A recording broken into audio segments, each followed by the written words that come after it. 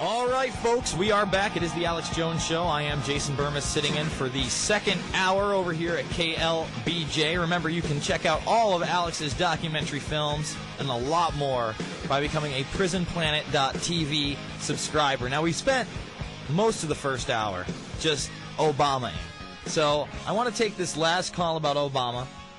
Frank, you're on the line. What do you got to say about Obama before I get into Joe Biden, the second head of the Hydra, the visible Hydra, anyway, of these globalists? Taking my call. Yeah, you got it, buddy. I believe Obama is going to take our guns. I believe he's going to do something. Mm-hmm. So, obviously, I encourage everybody to go out and buy as many as they can, as well as ammo. Above and beyond that, these guys, everybody, we need to learn how to shoot, which brings me to my main point of my main call, or my main reason for calling. A little nervous, sorry. Mm-hmm. Appleseed.org is a grassroots movement. It's all volunteer. They're going around the country training citizens how to become riflemen. Have you heard about them? Yeah, I believe Alex did have somebody from Appleseed.org on, I think, just must have been like a month ago or something. I had listened in on it. Right. And, yeah, I mean, look, I am totally pro-Second Amendment. I think people should know how to operate a firearm. Obviously the Second Amendment was there for well-organized militias. That meant you and your community, the ones that could handle guns, really, males 16 and above, who knew how to fire that and organize. And we've kind of lost that in this country, mainly because the media has demonized the militia movement, mostly with the setup at the Oklahoma City bombing, yet another inside job by the feds. I encourage people to get Road to Tyranny right now so you can see how that operation was pulled off. But, yeah, it shouldn't be something that is looked upon negatively. I live in New York, and it is tough to get a permit for any kind of a gun outside of a shotgun or a rifle. And you know what? People don't know how to use their guns. That's true. That's the point. Appleseedinfo.org. I know you talk to Alex a lot. And by the way, before I make my point, I just want to say it's very refreshing to have you on occasionally. Nothing taken away from Alex, but I do enjoy listening to you. Oh, thank you. But if you talk to him, ask him, plug Appleseed, Appleseedinfo.org. These guys they're really doing it. They're getting guys out there, and it's a way for us to meet like-minded people in our area. Because to be honest with you, some people, I'm not one of them, some people are a little afraid to talk about what's going on. Well, I agree. I thank you for the call, Frank. It's another way of being prepared. It's just like if in case one of these executive orders, is about guns. Well, you have your guns, and you're going to fight for your Constitution and Bill of Rights. If one of these executive orders is about the restriction of food, it wouldn't be a bad idea to have yourself some storable food, some canned food, some pasta that you can cook for a while. I really like that Alex sells the Cola Blue system. It's probably my favorite thing in the office. The thing pulls water right from the air, and it purifies it. I don't have to worry about drinking salt in my Dasani water. I mean, they put all sorts of sodium in that. I don't have to worry about, fluoride or chlorine or some of the other delicious nutrients that are put into the tap water, because it all comes through. It's all refined, and it goes through a reverse osmosis system. It tastes great. It's actually amazing. So I'm glad Alex gets behind those sorts of things. There are people out there that are doing all sorts of good things for the freedom movement, and I encourage people to support them as well. All right. Really want to get into Joe Biden. Joe Biden is important because he's going to be, I think he's the opposite of Cheney. He's going to be the likable vice president. He's like the drunk uncle that you like. When you go to the holidays, he's the guy you can kick back with. You can talk about girls and sports and really have a good time. However, he's not that at all. Okay, this guy, he's written an article back in the early 90s for the Wall Street Journal entitled "How I Learned to Love the New World Order." This is another guy who is a CFR, Council on Foreign Relations, globalist.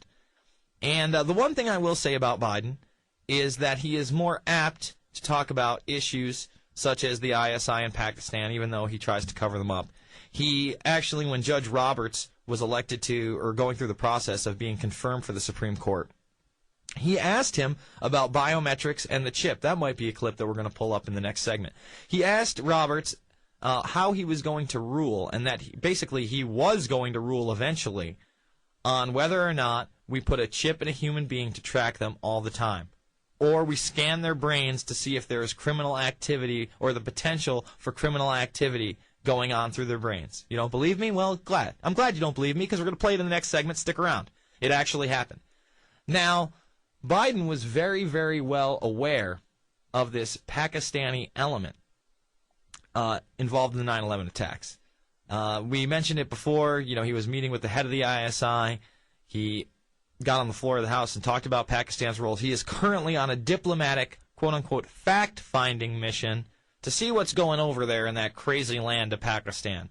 Well, really, it's just a cover-up mission where how they're going to be able to explain Pakistan as an ally diplomatically to the rest of the world and bring people together. That's what this is really about. I only got a couple minutes left in this segment, so we're going to wait to the next segment to play a section from my film, Fabled Enemies, in the beginning of the next segment, where Joe Biden gets on the House floor. Oh, we got plenty of time? All right, let's play it. Let's play the Pakistani ISI clip then. Let's do it right now. Senator Joe Biden, who had also met with the head of the Pakistani ISI, would have harsh words on the Senate floor. And the word should go out to those who pretend that they wish to be our friends, that they're going to have to make some very difficult choices. Pakistan in particular is going to have to make a very difficult choice very soon. Words will not be sufficient. Actions will be demanded. When Biden was confronted, he confirmed his meeting with Ahmed, saying Pakistani intelligence was indeed funding the Taliban. Sir, one question. In the days following 9/11, you met with the head of Pakistani ISI, General Muhammad Ahmed. It has since come to light that he ordered Saeed Sheikh to wire $100,000 to Muhammad Atta. Why was he allowed to go back to Pakistan, and why wasn't he questioned, and why were you meeting with him? I met with him to deliver a message that if he didn't stop supporting the Taliban, we would take him out. Why did we let him go? We let him fly freely. We never investigated him. We never even looked into him. Look, there's a thing called diplomatic passports. We did not arrest Khrushchev when he came. But he financed the hijackers, and you let him go, and he's free. He hijacked the hijackers. No one knew he financed the hijackers. It's why. As they say, get a life. He would later state that the information was indeed classified.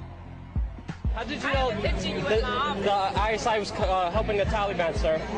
How did you know they're helping them out? It is classified?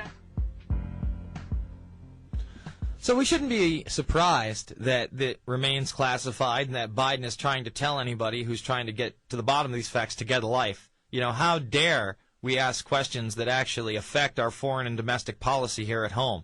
You know, real foreign and domestic policy. And then, you know, in the second encounter, he was smart enough to say it's classified. Well, I got news for you, folks.